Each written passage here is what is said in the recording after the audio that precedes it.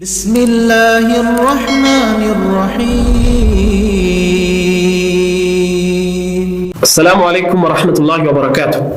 الحمد لله والصلاة والسلام على رسول الله وعلى آله وصحبه ومن تبعهم بإحسان إلى يوم الدين. أما بعد.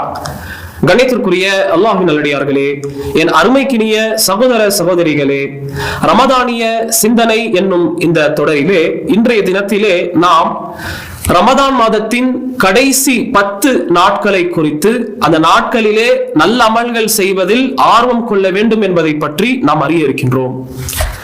ஆயிஷா ரலியல்லாஹு அன்ஹா அறிவிக்கக்கூடிய செய்தி புகாரி முஸ்லிமிலே பதிவு செய்யப்பட்ட செய்தி. கூறுகிறார்கள், கான நபியு ஸல்லல்லாஹு அலைஹி வஸல்லம் இதா தகலல் அஷ்ரு அஹ்யல் லைல வ ஐகத அஹ்லஹு வ ஜத்த வ ஷத்தல் மிதர். முத்தஃபக்குன் அலைஹ். அல்லாஹ்வுடைய தூதர் ஸல்லல்லாஹு அலைஹி வஸல்லம் அவர்கள் ரமதானுடைய கடைசி 10 நாட்கள் நுழைந்து விட்டால் அல்லாஹ்வுடைய தூதர் இரவுகளை விழிக்க வைப்பார்கள், உயிர்ப்பிப்பார்கள். தன் குடும்பத்தினரை எழுப்பி விட்டு விடுவார்கள். கடும் முயற்சி செய்வார்கள்.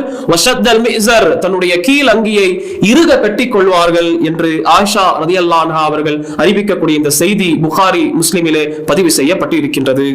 இன்னொரு முஸ்லிமுடைய அறிவிப்பிலே வருகின்றது, கான ரசூலுல்லாஹ் ஸல்லல்லாஹு அலைஹி வஸல்லம் யஜ்தஹிது ஃபில் அஷ்ரில் அவாகிரி மா லா யஜ்தஹிது ஃபி கைரிஹி.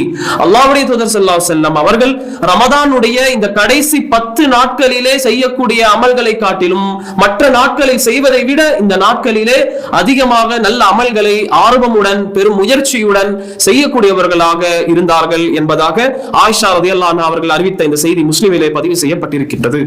ஆக கண்ணியத்திற்குரியவர்களே, இந்த ஹதீஸ் நமக்கு எதை விளக்குகின்றது என்றால், ரமதானுடைய கடைசி 10 நாட்களுக்கு இருக்கக்கூடிய சிறப்பை நமக்கு உணர்த்துகின்றது.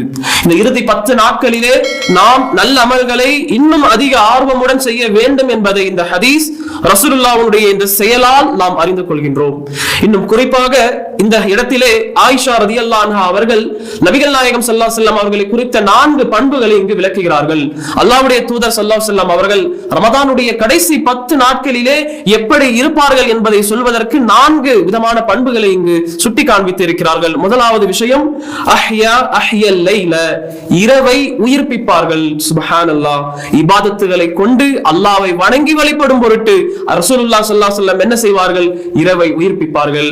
ஆக அவருடைய உம்மத்தாக இருக்கக்கூடிய நாம் இந்த கடைசி 10 இரவுகளுக்கு நாம் முக்கியத்துவத்தை வழங்கி முன்னுரிமையை கொடுத்து மற்ற நாட்களில் செய்ததை விட இந்த 10 நாட்களிலே நல்ல அதிக இபாதத்துகளை செய்ய நாம் முயற்சி செய்ய வேண்டும். அல்லாஹ்வுடைய வேதத்தை எடுத்து ஓத வேண்டும். அல்லாஹ்விடத்திலே பாவ மன்னிப்பு தௌபா கேட்டிட வேண்டும்.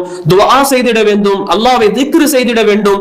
இரவு தொழுகையை நீண்ட, அதாவது சுப்ஹானல்லாஹ், இரவு தொழுகையை நீண்ட கியாம்களோடு, நீண்ட ருக்கூகளோடு, நீண்ட சஜிதாக்களோடு இந்த இரவு தொழுகையை நாம் ஈடுபட வேண்டும். ஆக இப்படி எல்லா இபாதத்துகள், என்னென்ன இபாதத்துகள் சொல்லி தரப்பட்டிருக்கின்றதோ அந்த இபாதத்துகளை இந்த இரவுகளிலே செய்ய வேண்டும். குறிப்பாக ஹதீஸிலே வருகின்றது, மன் காம லைலத்துல் கத்ரி ஈமானு வ இஹ்திசாபன் குஃபிர லஹு மா தகத்தம மின் தம்பிஹி. எவரொருவர் லைலத்துல் கத்ர் இரவிலே நின்று ஈமானுடனும் நன்மை எதிர்பார்த்தும் நின்று வணங்குவாரோ அவருடைய முன்பாவங்கள் மன்னிக்கப்பட்டு விடுகின்றது. ஆக குறிப்பாக நாம் தொழுகையை நாம் அதிகமாக தொழுகையிலே ஈடுபட வேண்டும். நீண்ட கியாம்கள், நீண்ட ருக்குகள், நீண்ட சஜிதாக்களை கொண்டு நாம் நம்முடைய இரவை உயிர்ப்பிக்க வேண்டும். ஆக இந்த விஷயத்தை நாம் அறிய கடமைப்பட்டிருக்கின்றோம். ஆக இரவினுடைய பெரும்பான்மையான பகுதி என்பது இபாதத்திலே கழிய வேண்டும் என்பதை நாம் நம்முடைய கவனத்திலே கொள்ள கடமைப்பட்டிருக்கின்றோம் சகோதர சகோதரிகளே. ஆக ரசூலுல்லாஹ் இப்படித்தான் இருந்தார்கள்.